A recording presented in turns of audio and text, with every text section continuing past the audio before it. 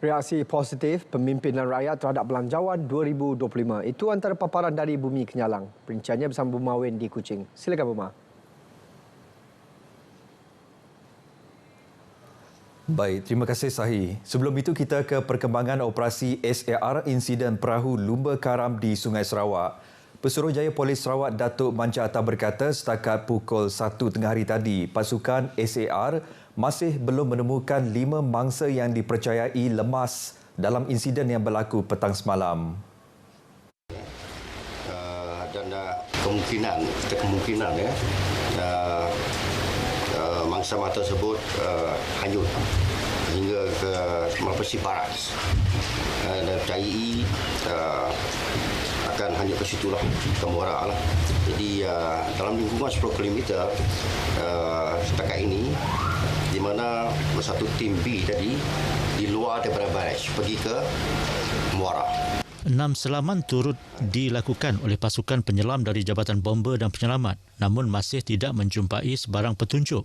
Pasukan penyelam turut berdepan cabaran jarak penglihatan yang tidak jelas akibat air sungai yang keruh. Beliau berkata demikian pada sidang media di Pusat Kawalan Operasi di kawasan Perindustrian Bintawak di Kuching. Sementara itu, 5 mangsa yang hilang dikenal pasti sebagai Muhammad Iqmal Samail, Majuri Maharuf, Muhammad Afuq Isyamuddin Asyahari, Muhammad Khairul Bidin, Muhammad Khairul Hisham Kasturi. Kesemua mereka berumur lingkungan 22 hingga 35 tahun. Dalam kejadian petang semalam, 5 hilang manakala 11 berjaya menyelamatkan diri apabila perahu mereka karam akibat ombak daripada bot nelayan. Kesemua mereka sedang menjalani latihan menjelang Regata Sarawak yang berlangsung hujung bulan ini. Baik, program Lan Berambih Anak Sarawak LBAS 2024 memasuki edisi ke-15 dengan menawarkan pelbagai peluang kerjaya dan pendidikan kepada anak-anak Sarawak. Timbalan Perdana Menteri Datuk Seri Fadilah Yusof berkata ia bukan hanya untuk pelajar Sarawak yang menuntut di Semenanjung, malah peniaga dan pekerja pelbagai sektor terdiri daripada anak-anak Sarawak. Katanya LBAS merupakan acara yang dinanti-nantikan oleh anak-anak Sarawak yang berada di Semenanjung. Tahun ini menyaksikan peningkatan penglibatan pempamer daripada agensi persekutuan, negeri termasuk pemain industri. Datuk Seri Fadilah berkata demikian ketika ditemui pemberita selepas melancarkan pameran LBAS 2024 di Pusat Pameran dan Dagangan Antarabangsa Malaysia, Kuala Lumpur. Katanya antara yang dinanti-nantikan pada program ini adalah sesi Town Hall, Sarawak Agenda bersama Premier Sarawak.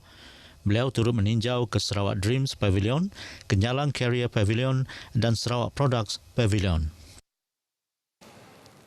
Saudara, Belanjawan 2025 Perkhidmatan Awam memain peranan penting dalam memastikan keberkesanan semua inisiatif. Menurut Timbalan Menteri Perancangan Bandar, Pentadbiran Tanah dan Alam Sekitar, Datuk Len Talib Saleh, dengan pertambahan kos belanjawan dan inisiatif, agensi pelaksana harus cakna. Jelasnya penjawat awam juga harus faham dan menyambut baik pelaksanaan Belanjawan 2025. Sekiranya pejabat awam menghayati atau memahami yang tersirat di dalam bajet seperti ini dan juga kerjasama di antara semua agensi. Yang penting seperti yang saya lihat juga adalah kerjasama di antara agensi adalah penting untuk memastikan pelaksanaan program-program seperti ini dapat dijalan dengan secara teratur dan licin dan teratur lah. Bercakap kepada pemberita RTM di Sarike, katanya lagi pemberian khas 5.9 bilion ringgit kepada Sarawak dijangka memberi implikasi positif kepada negeri ini. Tambahnya, bagi memastikan pelaksanaannya lebih tuntas, agensi kerajaan negeri diharap diberi peranan besar dalam mengendalikan projek. Ini kerana agensi tempatan lebih memahami keperluan geografi dan keadaan setempat yang menyumbang kepada kejayaan projek. Baik, sementara itu pengumuman penambahan khas Sarawak daripada RM300 juta kepada RM600 juta tahun depan disambut baik rakyat Sarawak. Bagi penjawat awam Robin Austin Jelema, peningkatan dana untuk Sarawak diyakini akan merancangkan pembangunan di Sarawak.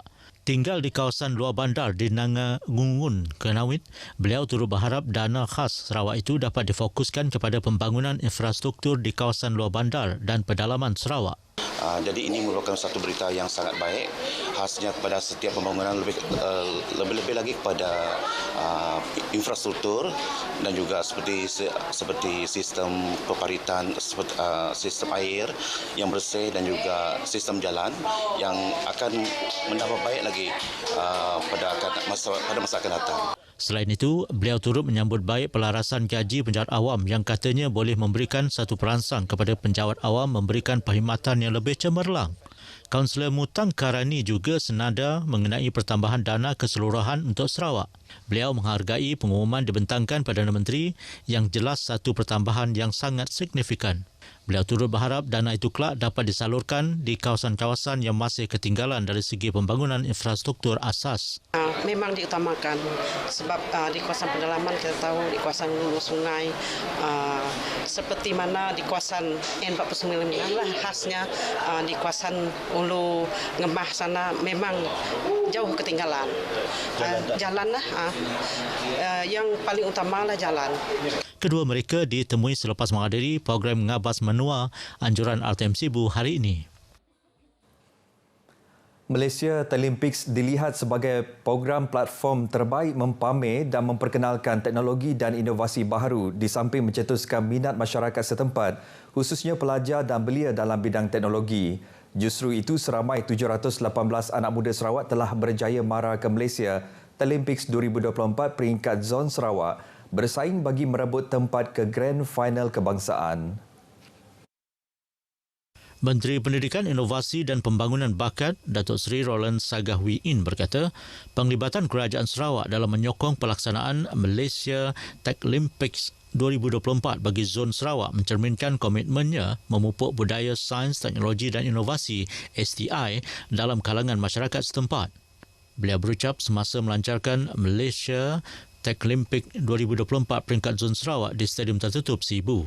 Ujarnya, penyertaan anak muda Sarawak ini diharap akan membantu menyumbang kepada perwakilan terbesar dalam Malaysia Techlimpics 2024. Kerajaan Sarawak katanya juga akan terus memberikan sokongan dan komitmen padu kepada Kementerian Sains, Teknologi dan Inovasi MOSTI, khususnya dalam penganjuran Grand Final Kebangsaan Malaysia Techlimpics 2024 yang dijadualkan pada 17 dan 18 November depan. Antara matlamat program ini adalah mempromosikan teknologi dan inovasi dalam kalangan rakyat Sarawak, khususnya pelajar dan belia. Malaysia Techlimpics 2024 berfungsi sebagai pertandingan berasaskan STI yang direka untuk membantu peserta mempelajari dan menggunakan teknologi terkini melalui projek inovasi langsung, antaranya seperti robotik, drone dan pengekodan. Baik, sukan memainkan peranan penting sebagai platform penyatuan masyarakat Malaysia Madani yang juga merupakan satu daripada fokus Kerajaan Perpaduan. Timbalan Menteri Perancangan Bandar, Pentadbiran Tanah dan Alam Sekitar, Dato' Len Talib Saleh berkata, ia bukan sahaja menggalakkan gaya hidup sehat, malah menjadi medium mengeratkan hubungan antara individu dari pelbagai latar belakang.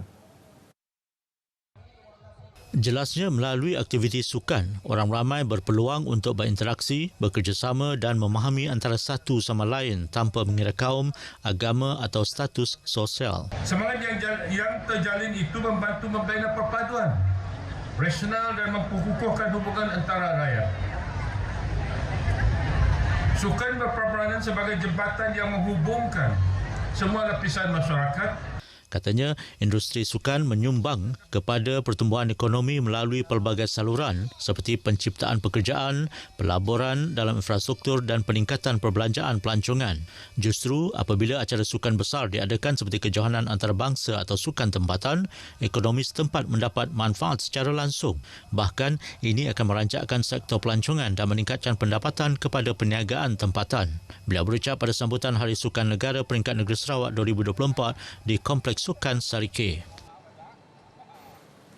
Baik saudara, perkongsian itu tadi mengakhiri berita dari Sarawak. Dari sungai ke segara, Palestin pasti merdeka. Kita kembali bersama Sahi untuk perkembangan berita selanjutnya. Sahi, silakan. Baik, Buma, terima kasih.